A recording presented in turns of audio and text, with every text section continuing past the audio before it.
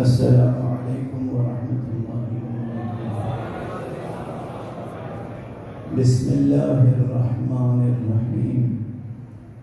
الحمد للہ رب العالمین، والصلاة والسلام علی اشرف الخلائق اجمعین، سیدنا و سید الاولین والآخرین، حبیبنا و حبیب الہ العالمین، امام المرسلین و خاتم النبیین، ابی القاسم المصطفى محمد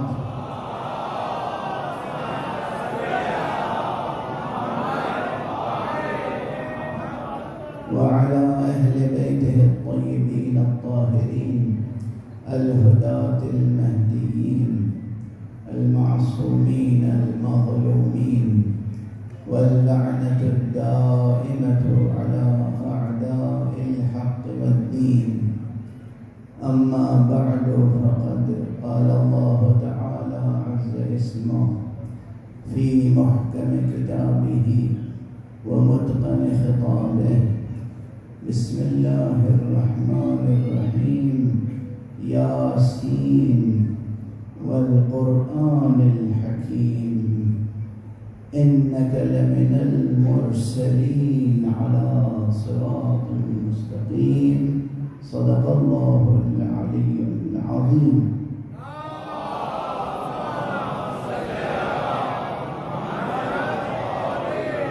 ایک بار بلندر صلوات پڑھیں۔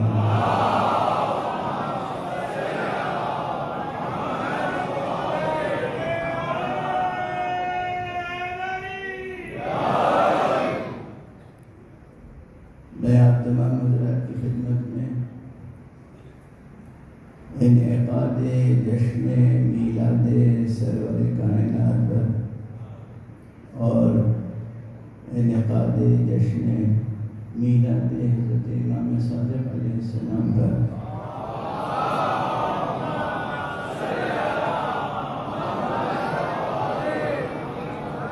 ہدیہ تبریک و تہنیت پیش کرتا ہوں۔ جو بھی منتظمین ہیں، جو انجمنیں ہیں، جو مؤمنین ہیں، جو جوانان عزیز ہیں، ان سب کے لیے بہت بہت مبارکباد۔ اور آپ تمام حضرات، تمام مؤمنین و مؤمنات کی جانب سے اس پرمسرت موقع پر یہ ترکیبیں نہ بہت ہلکی ہو جاتی ہیں، چھوٹی ہو جاتی ہیں، پرمسرت اور اس کے علاوہ ہماری زبان میں ہے کیا؟ بہرحال اس عظیم قلبی مسرت کے موقع پر آپ سب کی جانب سے سرکار ولی عصر کو تبریک پیش کرتا ہوں۔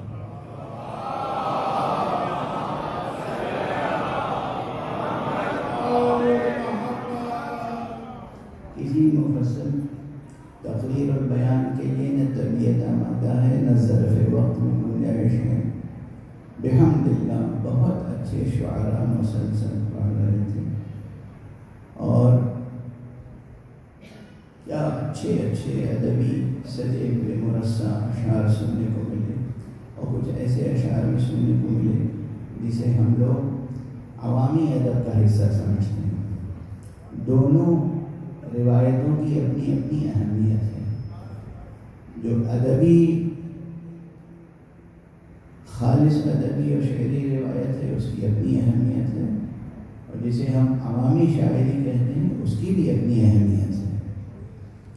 اور یہ تمام شعراء لائق قدردانی اور قدر شناسی اور لائق تبریک و تحسین ہیں۔ پروردگار ان میں سے ہر ایک کو جزائے وافر عطا فرمائے۔ جیسا کہ میں نے عرض کیا کہ بحمد اللہ مسلسل شعراء نے منقبت کے اشعار پڑھے ہیں، اور یہ الگ بات ہے کہ ہر شاعر کو یہ احساس اور ادراک ہے اور یقین ہے اور اعتراف ہے کہ کسی سے بھی حق نعت سرور کائنات ادا نہیں ہو سکتا، اور اسی لیے مرزا غالب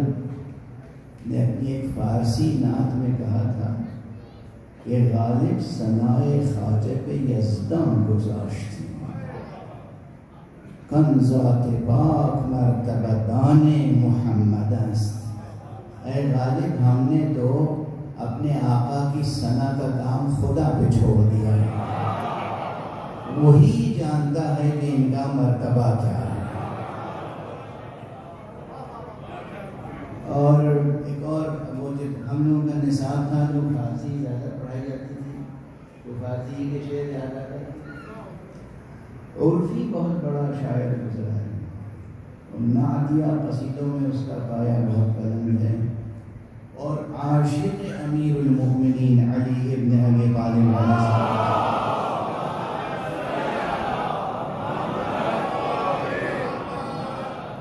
چنانچہ عرفی نے اپنے قصیدے میں، جو فارسی قصیدہ ہے، کہا ہے کہ عرفی مشتا ان رہ نعت است نہ صحراست، عرفی مشتاب ان رہ نعت است نہ صحراست، آہستہ کے رہبر دم تیغ است قدم را۔ دیکھو یہ اے عرفی خود کو خطاب کر کے کہتا ہے، عرفی یہ نعت کا میدان ہے، کوئی صحرا نہیں ہے، بلکہ میں یوں ترجمہ کروں کہ یہ نعت گوئی کی صراط مستقیم ہے، یہ کوئی صحرا نہیں ہے، آہستہ آہستہ آگے بڑھو، اس لیے کہ یہ بالکل تیز دھار پر قدم رکھنے کے مترادف ہے۔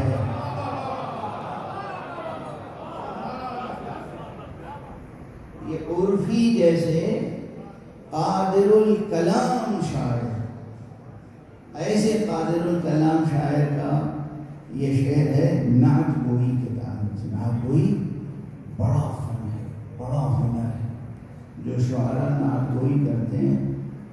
اور جب میں اس وقت نعت گوئی کہہ رہا ہوں نا، تو اپنے مفہوم، وسیع تر مفہوم میں، وسیع تر مفہوم کے معنی یہ ہے کہ ہم جب منقبت علی لکھتے ہیں، دراصل وہ بھی نعت ہوتی ہے۔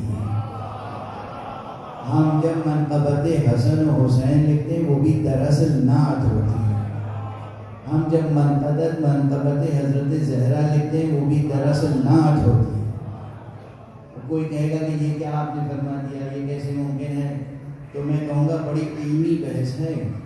تفسیر قرآن کے باب میں شروع ہی میں جو لوگ سورہ الحمد کی تشریح کرتے ہیں، وہ کہتے ہیں الحمدللہ رب العالمین کے معنی ہے کہ تمام تعریفیں دراصل اللہ کی ہیں۔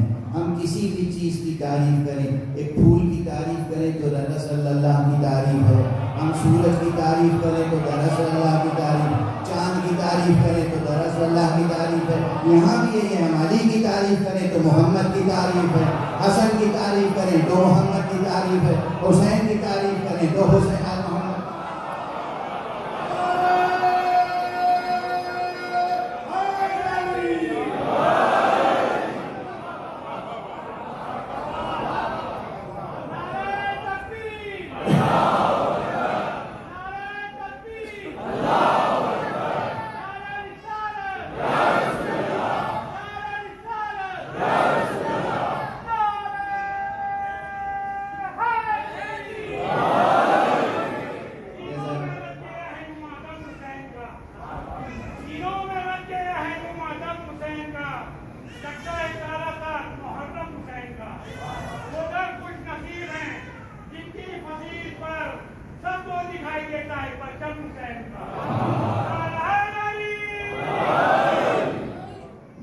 اس بات کو یاد رکھیے گا ہمارے خاص طور سے عزیز نوجوان شعراء، کہ نعت گوئی کی آج ایک وسیع تر تعریف لے کے جائیے گا۔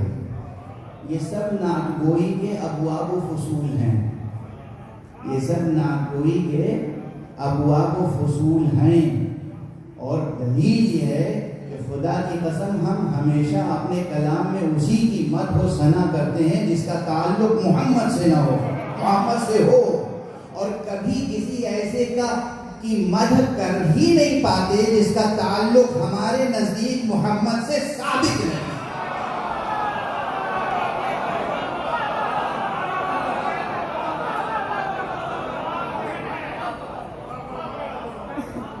ہم سے یہ توقع نہ رکھی جائے کہ ہمارے نزدیک اگر کسی کا رشتہ مصطفیٰ سے ثابت نہیں ہے اس کے باوجود ہم اس کی ثنا کریں.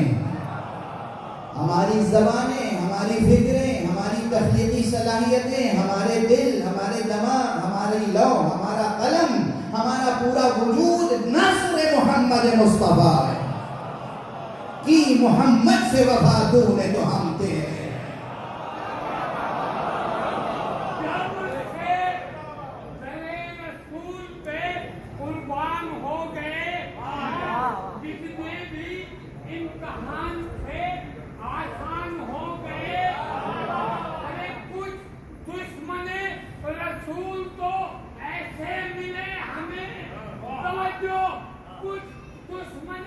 رسول تو ایسے ملے ہمیں جب کچھ نہ کر سکے تو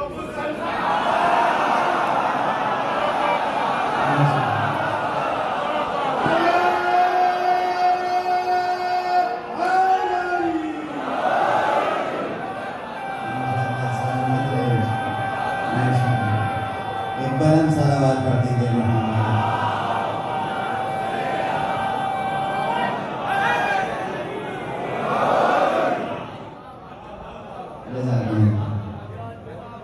بہرحال یہ نعت گوئی کی وسیع تر تعریف یہ ذہن میں رہے. اور اسی ضمن میں ہاں بعض حضرات نہیں سمجھ پاتے یا بہت سے حضرات اگر نہیں سمجھ پاتے تو اس کے معنی بس یہ ہے کہ ان کے سامنے وہ رشتہ یا وہ پہلو، وہ نقطہ مبہم ہے، روشن نہیں ہے، دبا ہوا ہے، ان کا مطالعہ نہیں ہے، ادراک نہیں ہے. ادراک کی سطحیں ہوتی ہیں، معرفت کی سطحیں ہوتی ہیں، محبت کی سطحیں ہوتی ہیں. تو ہر شخص اپنی سطح وجودی کے مطابق محبت کرتا ہے، اپنی سطح وجودی کے مطابق معرفت حاصل کرتا ہے، جس کی جتنی وجودی ظرفیت ہوتی ہے.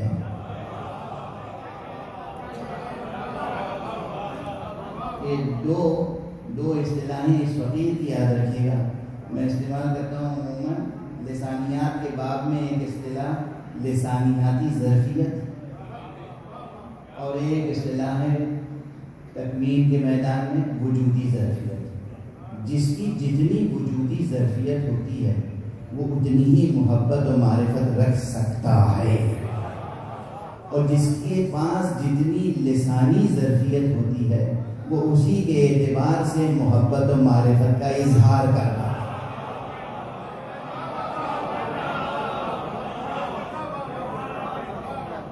وہ اسی اعتبار سے محبت اور معرفت کا اظہار کرتا ہے. اب میں عرض کر چکا ہوں، یہ تو آپ حضرات کے شاداب چہرے دیکھ کر میرے اندر بھی رمق زندگی پیدا ہو جاتی ہے. ورنہ جو حالت تھی میرے میزبان جانتے ہیں کہ میں اس وقت یہ سکت نہیں تھی کہ یہاں حاضر ہوتا ہوں اور گفتگو کر سکتا ہوں، مگر ایک للک کھینچ کے لیے آئی کہ عشق وہ رشتہ مودت، وہ رشتہ مودت صرف لفظ مودت یہ کہ یاد رہنا، رشتہ مودت اور آداب مودت وہ مجھے اس وقت کھینچ کے لا رہے ہیں. پروردگار پھر دعا کر رہا ہوں کہ پروردگار آپ تمام حضرات کی زندگیوں میں خوب برکت عطا فرمائے. یہ ایک اچھی سنت آپ نے قائم کی آج، جشن میلاد پیغمبر، جشن میلاد صادقین علیہ السلام. ایک جملہ میں عرض کر رہا ہوں، اسے تحریک سمجھ کے لے جائیے گا اور اس تحریک پر عمل کیجیے. ایک نئی تحریک، حقیقت میں نئی نہیں ہے لیکن ایک نئی تحریک، ایک نئے انداز سے. دست ادب جوڑ کر کر رہا ہوں، جوانوں سے، بچوں سے، بزرگوں سے، مومنین سے، مومنات سے، جہاں تک بھی آواز پہنچ رہی ہے، ہماری خواتین سن رہی ہیں، مائیں بہنیں سن رہی ہیں، ایک چیز کا خیال رکھیے، دنیا کو بتانا ہوگا کہ آپ کا نبی کیسا ہے.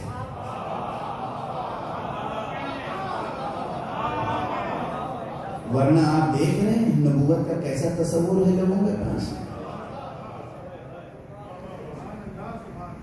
آپ دیکھنے میں زیادہ، میں کبھی اپنی تقریروں میں کسی شخص کو سامنے رکھ کے گفتگو نہیں کرتے. مسائل ہوتے ہیں سامنے، ایشوز ہوتے ہیں، اشخاص نہیں ہوتے، افراد نہیں ہوتے.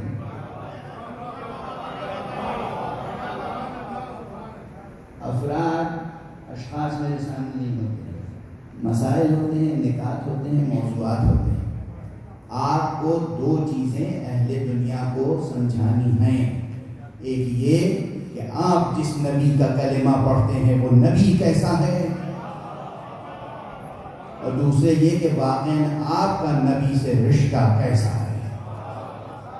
مستحکم ہے، مضبوط ہے، بلند ہے، ناقابل فصل ہے، ناقابل انقطاع ہے آپ کا رشتہ. مجھے معلوم ہے، مگر مجھے معلوم ہے نا، جنہیں نہیں معلوم ہے انہیں بتانا پڑے گا.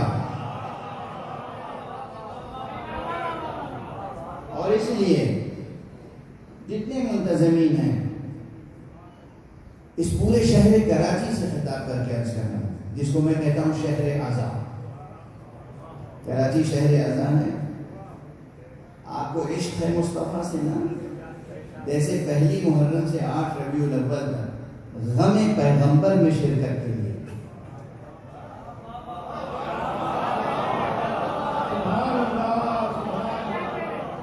غم پیغمبر میں شرکت کے لیے آپ اپنے گھروں کو اور پورے شہر کو سیاہ کوشش میں لے آتے ہیں. اسی طرح 9 ربیع الاول سے لے کر ربیع الاول کے آخر تک پیغمبر کے میلاد کی خوشی میں پورے شہر میں چراغاں ہونا چاہیے. ہر مومن کے گھر پر اور دروازے پر روشنی کے قمقموں سے لکھا ہوا والسلام علیک یا رسول اللہ.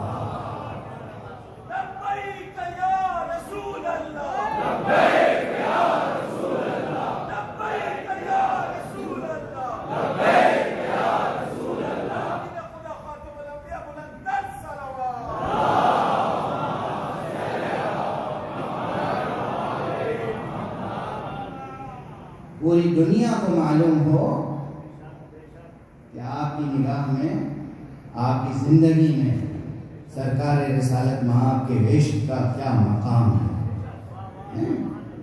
محفلیں بھی ہونی چاہیے، ایک دو محفل نہیں کہ شہر میں ایک جگہ محفل ہو گئی. ہر گھر میں جیسے فرش اعضا بچتا ہے، ایسے ہی ہر گھر میں محفل میلاد منعقد ہونی چاہیے. یہ ضرور ہے کہ 2 یا 4 ایسی محفلیں ہوں گی جو پورے شہر میں مرکزی ہوں گی، بڑی ہوں گی، اجتماعی ہوں گی، جیسے مجلسیں ہوتی ہیں. بعض مجلسیں مرکزی اجتماعی ہوتی ہیں، لیکن وہ مجلسیں جو مرکزی اور اجتماعی ہوتی ہیں جس میں ہزاروں یا لاکھوں کا مجمع آتا ہے، اس کے باوجود ہم واجب کفائی سمجھ کے تھوڑی مناتے ہیں غم حسین.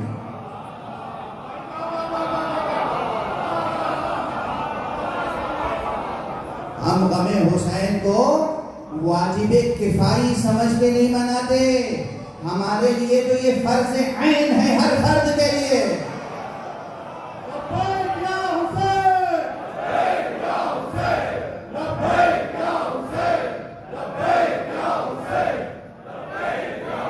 بڑی بڑی مجلسیں ہوتی ہیں، لاکھوں کا مجمع ہوتا ہے، لیکن ہر گھر میں بھی ایک ماتم صحیح، ایک نوحہ صحیح، ایک سوچ صحیح، ایک سلام صحیح، عورتوں کی مجلس صحیح، بچوں کی مجلس صحیح، بوڑھوں کی، بزرگوں کی، خاندان کے لوگ جمع ہو گئے، مگر فرش اعضائے حسین بچھے گا ضرور. یہ روایت ہے نا. اسی طرح میلاد مصطفیٰ کا فرش بچھنا چاہیے. آج سے یہ تحریک شروع کر دیجیے. ہر گھر میں ذکر مصطفیٰ صلی اللہ علیہ وآلہ وسلم.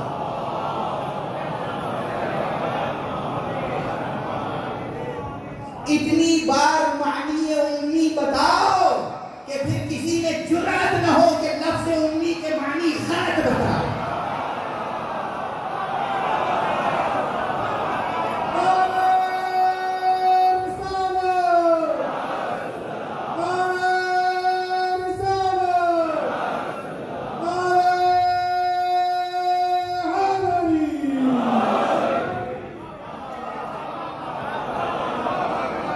اتنی ایسی روشنی لفظ امی کی پھیلا دو کہ لفظ امی کے غلط معنی بتانے والے خود منہ چھپاتے پھریں.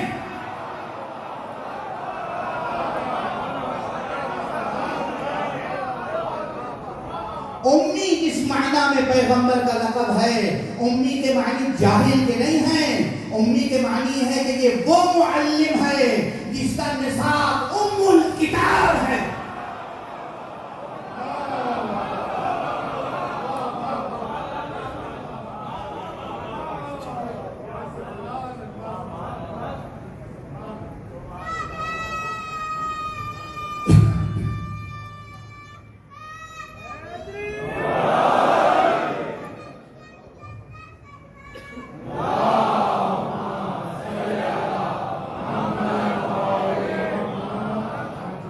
یہ نہیں ہے کہ حضور لکھ نہیں سکتے تھے، پڑھ نہیں سکتے تھے. لکھ نہ سکنا اور ہے، نہ لکھنا اور ہے.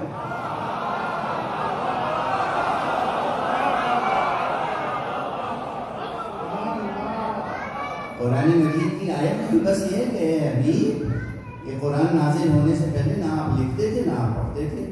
یعنی لکھتے نہیں تھے، پڑھتے نہیں تھے. یہ نہیں کہ لکھ نہیں سکتے تھے، پڑھ نہیں سکتے تھے. توجہ ہے؟ ورنہ ساری بات خود خدا پر آئے گی کہ وہ ان کو معلم بھی کہہ رہا ہے اور یہ بھی کہہ رہا ہے کہ نہ لکھ سکتے ہیں نہ پڑھ سکتے ہیں. کیسا خدا ہے کہ جو ایسے کو معلم کتاب و حکمت بنا رہا ہے؟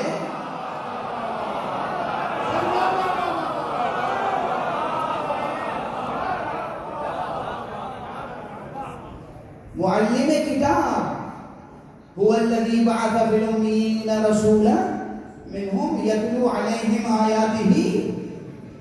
اگر لکھنا نہ جانتے، پڑھنا نہ جانتے تو آیت یہی ختم ہو جاتی کہ یتلو، یعنی آیت آتی ہے کہ سنا دیتے ہیں.